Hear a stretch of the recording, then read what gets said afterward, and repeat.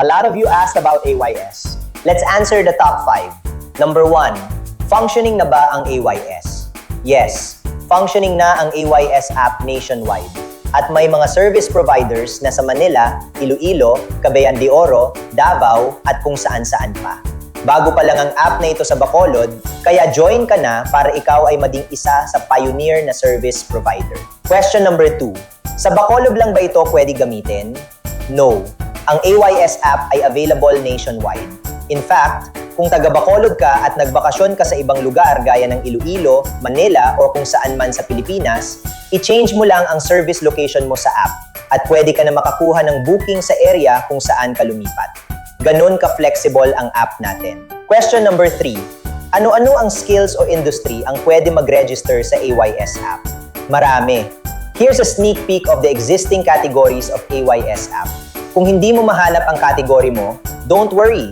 Pwede natin yan ipadagdag. Question number 4. Ano-ano ang requirements at mahirap ba mag-apply? Madali lang mag-apply.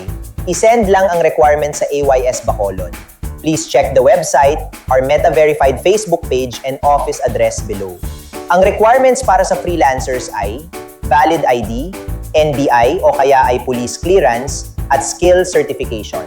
Sa skill certification, pwede ang TESDA NC2 certificate, PRC license, COE, or 2 to 3 recommendation letters.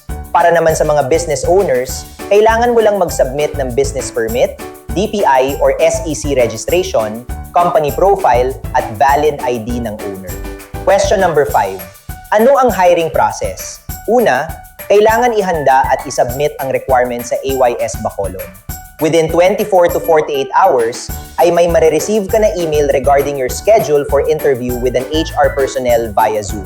So yes, kailangan may mobile phone at internet ka. After interview, ay dun palang mababayad ng one-time registration fee.